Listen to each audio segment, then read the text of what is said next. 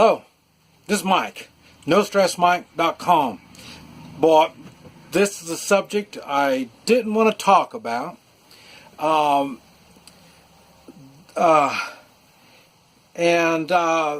thing is, I've waited because if you can't relate, you just don't understand. And this is why a lot of your combat veterans have a hard time talking around normal folk. Because like I say, if you can't relate, you don't understand. Okay, now this is later on in the day since the shooting in Las Vegas. And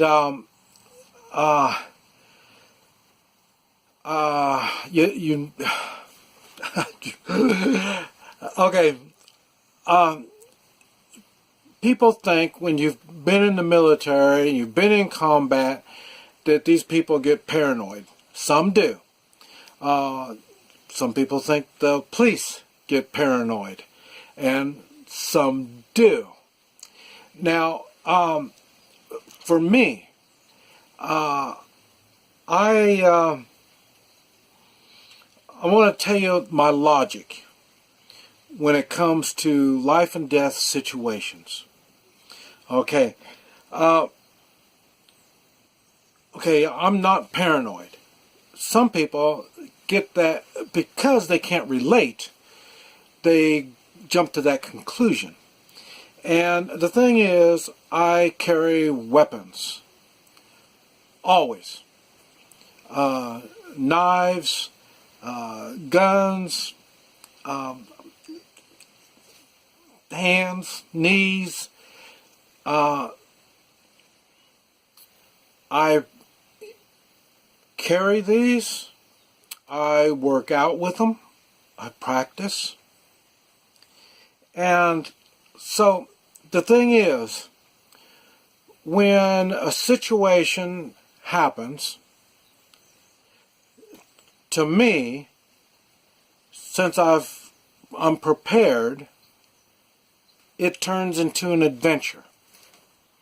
I will admit, when I first got in Vietnam, and the first few times people are dying all around you, it's not an adventure. And now in war, I wouldn't call that an adventure either. I mean, even when I got done, I'd say we would do a heavy combat right around once a month. I mean, like I say, 100 of us against 500 to 7,000 of them, so it was heavy combat. You learn to understand it's going to happen. And I know most of y'all are civilized folk, so you can't comprehend what goes on around the world. And shootings happen all the time. Even with countries where guns are illegal, shootings get bad. So, so making guns illegal does not stop shootings. Now, but you can prepare. Now, for me, first you have to prepare here. And this is what I want to talk about. Like I say, I carry firearms, and the thing is, with experience, you learn when the shooting starts, you just recognize the shooting, and you figure out what's going on, and then you get involved.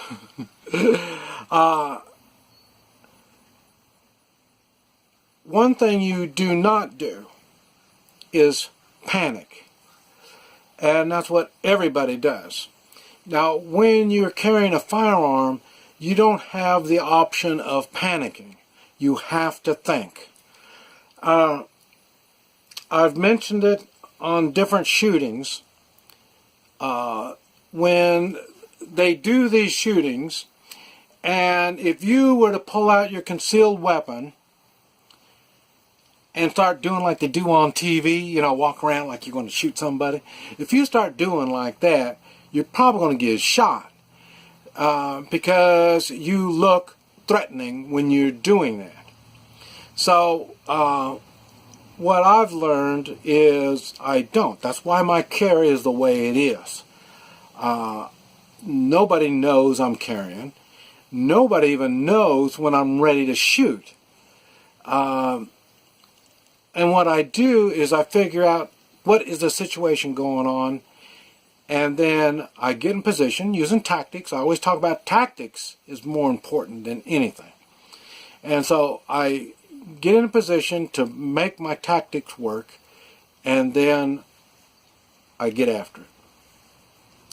Now, even in the shooting at the convenience store that I was in, I shot, I went outside to make sure I didn't have, the shooting wasn't going to continue, and so I'm standing outside a convenience store holding a firearm in my hand.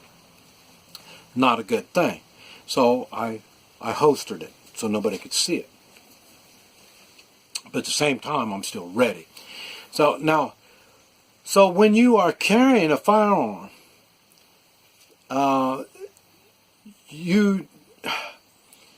most people aren't, you don't have the moral responsibility to jump in and start shooting. You don't.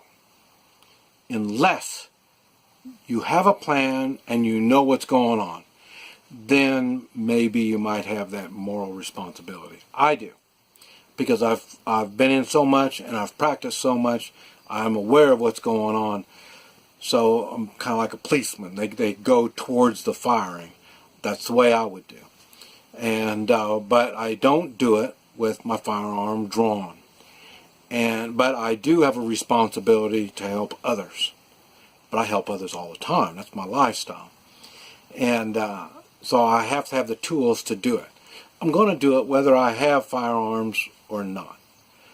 Because it's the same thing. What happens when people use firearms, they tend to think the firearm makes them some kind of a superhero or a super bad guy or whatever. They think they're untouchable.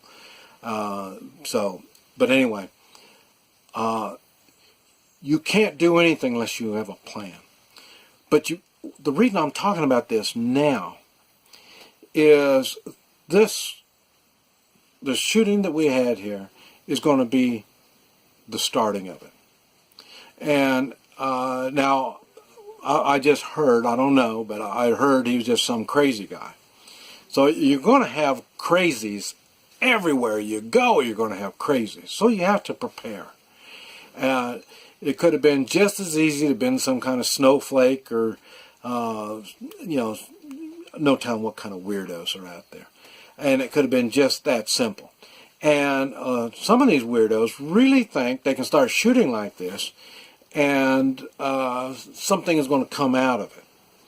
And if we are prepared as citizens, and prepared, I'm talking about have the tactics, the knowledge, and the abilities, we can't stop it. There's no way you're going to stop it. Like I say, it just goes on everywhere in the world, so you're not going to stop it.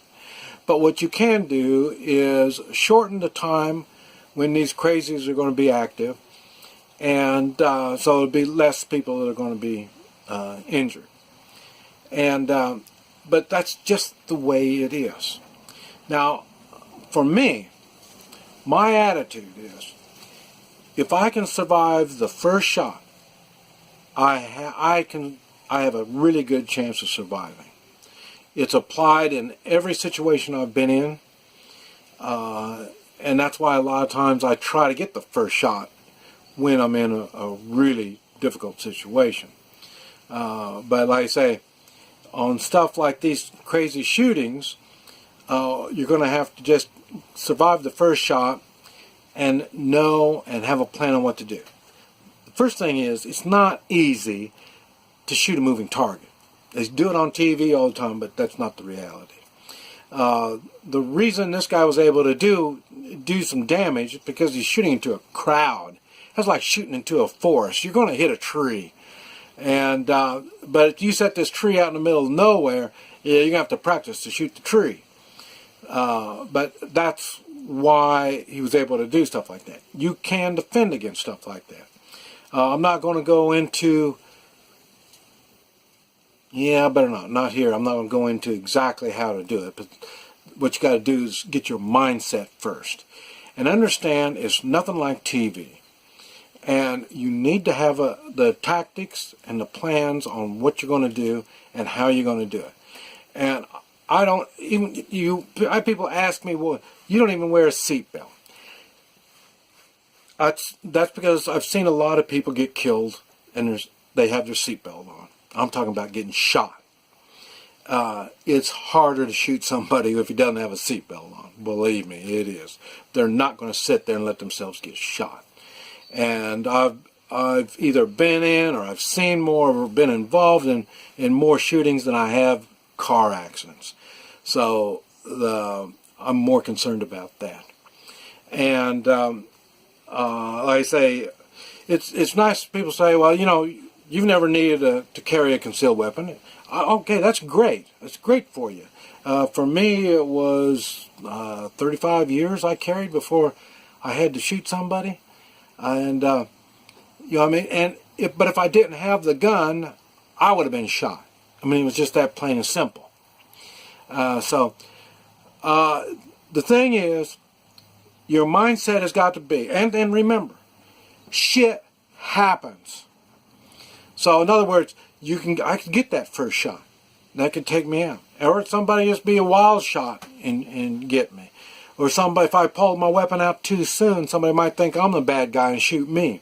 So there's a lot of things that can go on. It could be a bomb blast and it's going to get me. That's what I call shit happens. I don't worry about all this stuff.